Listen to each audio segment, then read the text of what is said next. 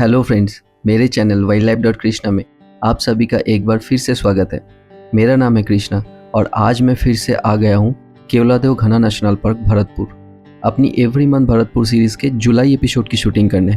आज सुबह की मैंने अपनी स्टार्टिंग भरतपुर के बाहर जहाँ पे डिफरेंट टाइप ऑफ हेरन्स और स्पून बिल, ओपन बिल अपना नेस्टिंग करते हैं, वहाँ पे ब्रोंज विंग जकाना की भी बहुत छोटे छोटे बच्चे मिले। तो वहाँ पे भी टेम्परेचर बहुत ज़्यादा नहीं था, बट उमस बहुत ज़्यादा था क्योंकि भरतपुर के आसपास सारी वाटरलैंड्स है और लास्ट 2-4 दिन में बहुत ज़्यादा बारिश भी हो चुकी है। आज सुबह भी बारिश हुई थी, जब मैं पहुँचा था यहाँ पे तो लगा था कि काफ़ी बारिश हो गई। तो मैं वेट ऐसे कर रहा था बारिश में ब्रोंज विंग जकाना की छोटे छोटे बच्चे अगर उसके विंग्स के अंदर चले जाए उसकी फ़ोटोग्राफी करने के लिए, बट आज तो अभी तक नहीं हो पाया क्योंकि बारिश अभी तक नहीं आई। आगे अगर आज हो जाए तो मैं दोबारा चला जाऊँगा उनके वहाँ पे। तो चलिए बिना किसी देर के शुरू करते हैं आज की सफ़र। केवलादेव नेशनल पार्क के एंट्री गेट से लगभग 500 मीटर जयपुर की तरफ जाने पर ये ब्रिज आता है। इस ब्रिज के साइड से लेफ्ट टर्न लेने पर एक ऐसी जगह मिलती है जहां मॉनसून के दौरान grey heron, purple heron, Asian open bill stork, spoonbill और अलग अलग स्पीसीज के इग्रेट्स अपने ब्रीडिंग और नेस्टिंग करते हैं। तो चलिए देखते हैं आज हमें क्या क्या देखने को मिलता है। सबसे पहले मेरी नज़र पड़ी ये इंटरमीडिएट इग्रेट पर। ये पूरी तरह अपने ब्रीडिंग प्लूमेज में है। वैसे तो ये एक बहुत कॉमन बर्ड है, लेकिन ब्रीडिंग सीजन में इसकी खूबसूरती बिल्कुल बदल जाती है। इसके पीठ और सीने पर लंबे सफ़ेद सजावटी फेदर्स निकल आते हैं। बीक लाल या काले रंग की हो जाती है और आंखों के पास का हिस्सा चमकदार हरा रंग का हो जाते हैं। इसी वजह से ब्रीडिंग सीजन में ये और भी ज़्यादा खूबसूरत लगते हैं।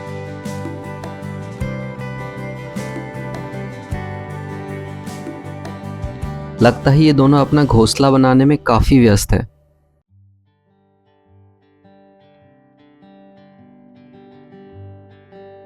अब मिलिए ग्रे हेरन से। ये भी ब्रीडिंग प्लूमेज में है। इसके सर पर लंबे काले फेदर्स निकल आए हैं और पीठ और सीने पर भी शानदार ऑर्नामेंटल फेदर्स दिख रहे हैं। शायद इसे अभी तक अपना पार्टनर नहीं मिल पाया।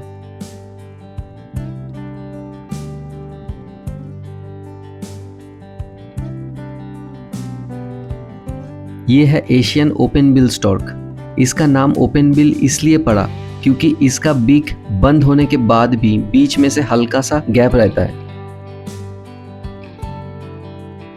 इसका सबसे पसंदीदा भोजन है स्नेल्स। इन्हें आसानी से निकालने के लिए इसका लोअर मैंडिबल थोड़ा कार्व्ड होता है। जुवेनाइल बर्ड्स में लेकिन ये कार्व नहीं होता। ब्रीडिंग सीजन में इनके प्लूमेज में ज़्यादा बदलाव नहीं आता, लेकिन इनके फेदर्स और भी चमकदार सफ़ेद हो जाते हैं। अंडे देने के बाद फीमेल अधिकतर नेस्ट पर ही रहती है, जबकि मेल उसके लिए खाना लेकर आता है।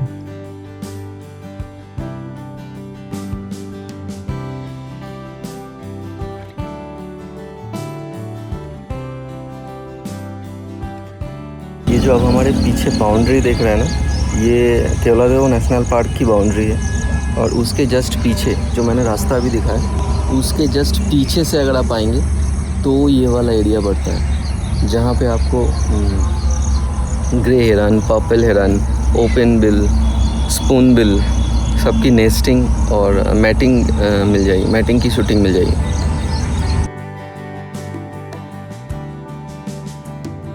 आप बात करते हैं ये पर्पल हेरन की। ब्रीडिंग सीजन के दौरान इसका रूप भी काफ़ी बदल जाता है।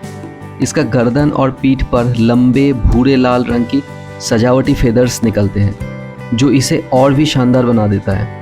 इस समय इसके रंग और पैटर्न काफ़ी वाइब्रेंट दिखाई देता है और जब ये अपनी लंबी गर्दन फैलाकर चलती है तो इसका रॉयल लुक देखने लायक होता है। नेस्टिंग के दौरान ये काफ़ी सतर्क और शांत स्वभाव के हो जाते हैं। मुझे यहाँ स्पूनबिल नहीं दिखा। शायद इन्होंने अभी तक नेस्टिंग शुरू नहीं की है। उम्मीद है अगले महीने इनसे मुलाकात ज़रूर होगी। और ये है ब्रोंज विंग्ड जकाना अपने 4 नन्हे बच्चे के साथ। इन्हें देखकर लग रहा है कि शायद कल ही ये अंडे से निकले हैं।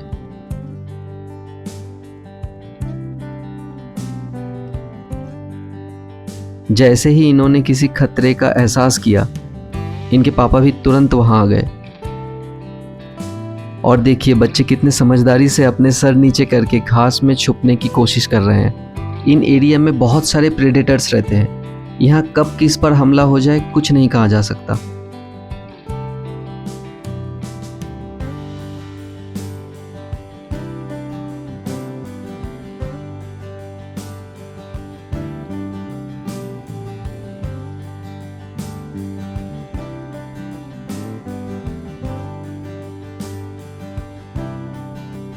मुझे इसी एरिया में ब्रोंज डूइंग जकाना की लगभग 4 से 5 अलग अलग फैमिलीज दिखाई दी।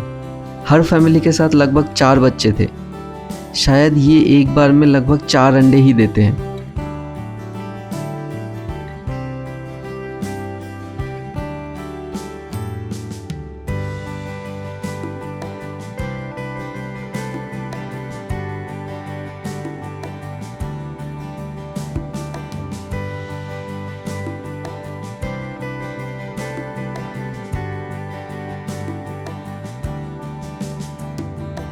बाहर फोटोग्राफी करते हुए काफ़ी देर हो गया। सोचा था 1 घंटा रुकेंगे बट अभी 8:37 हो रहा है, काफ़ी समय हो गया। आप जा रहे हैं पार्क के अंदर, देखते हैं पार्क के अंदर क्या मिलते हैं। बाहर की एक्टिविटी तो बहुत अच्छी है और अगले 1 हफ्ते में बहुत अच्छी बन जाएगी। और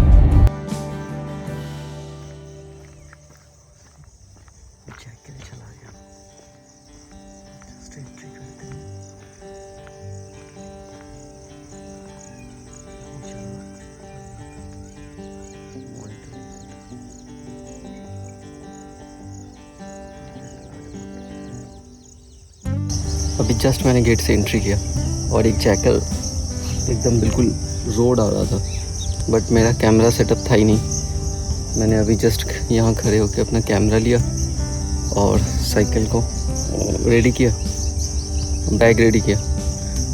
अब आगे बढ़ता हूँ कि और कोई ऐसी सिचुएशन मिस ना हो जाए। ये है एक फीमेल नीलगाय। पार्क में इस समय टूरिस्ट एक्टिविटी बहुत कम है, इसलिए नीलगाय आराम से रोड पर ही घूम रहे हैं।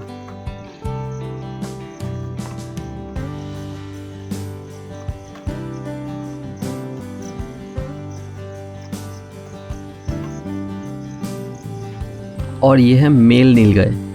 मैंने इसकी वीडियो बना ही रहा था कि अचानक नीलगाय के सामने से एक पिजन टेल्ड जकाना उड़ता हुआ निकल गया। मैंने पहली बार इन्हें यहाँ देखा। पिजन टेल जकाना मैंने भरतपुर में ये पहली बार देखा।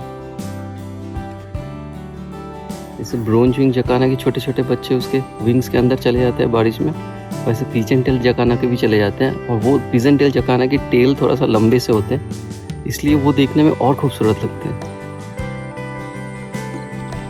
इस समय भरतपुर में पिजन टेल जकाना की संख्या काफ़ी अच्छी है, लेकिन मुझे अभी तक इनके बच्चे देखने को नहीं मिला। शायद अगले महीने उनकी भी फोटोग्राफी कर पाऊंगा।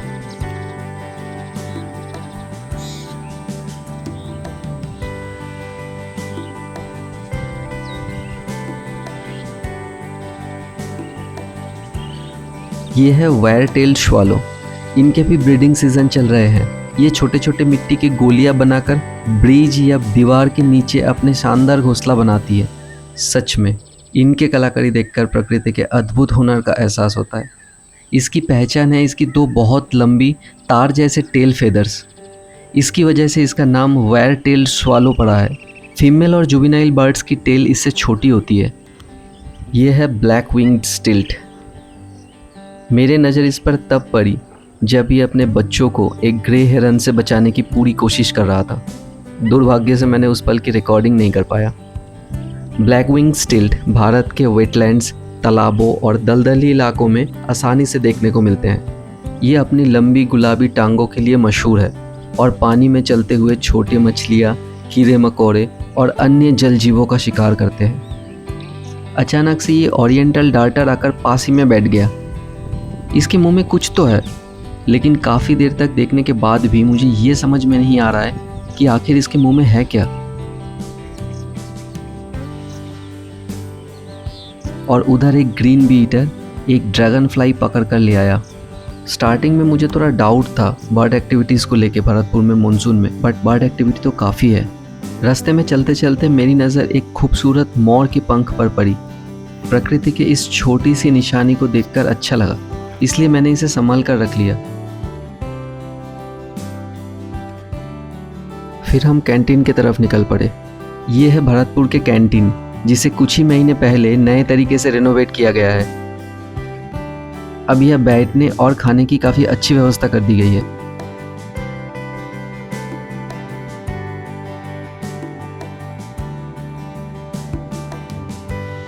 पानी और चाय पीने के बाद मैंने फिर से अपनी खोज में निकल पड़ा, लेकिन तब तक गर्मी और उमस काफ़ी बढ़ गया था। इस समय पार्क के कई वेटलैंड्स का पानी सूख गया है। पानी थोड़ा रोड के किनारे ही दिखते हैं। इस वजह से ज़्यादातर बर्ड रोड के आसपास ही आसानी से देखने को मिल जाते हैं। और यहाँ मुझे एक खूबसूरत सारस क्रेन का पेयर दिख गया। जब भी मिलते हैं दोनों साथ में ही मिलते हैं, पेयर नहीं मिलते हैं। सारस दुनिया के सबसे लंबे उड़ने वाले पक्षी माना जाता है और भारत का सबसे बड़ा क्रेन भी है। एक ही पेयर के साथ रहते हैं। ये अपनी पूरी जिंदगी एक ही साथी के साथ बिताता है, इसलिए इसे प्यार और वफादारी का प्रतीक भी माना जाता है।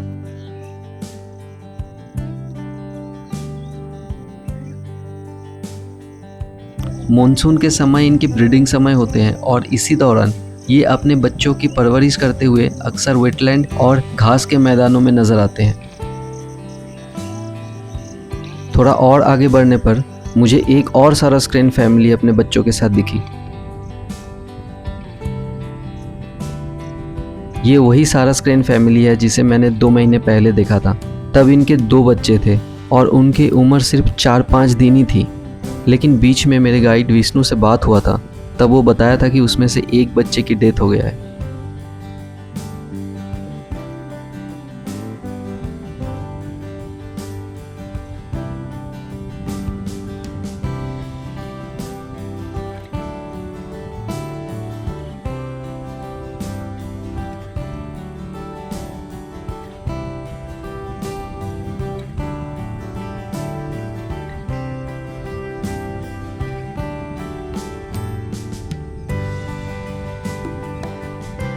मुझे एक और सारस क्रेन भी दिखा था, लेकिन तेज धूप और डिहाइड्रेशन के वजह से मैंने वापस लौटने का फैसला कर लिया। लेकिन तभी अचानक मेरी नज़र पड़ी फ्लेमिंगोज पर। सच कहूँ तो पहली नज़र में मुझे यकीन ही नहीं हुआ कि ये फ्लेमिंगोज है। भरतपुर में इन्हें देखना मेरे लिए बिल्कुल अनएक्सपेक्टेड है।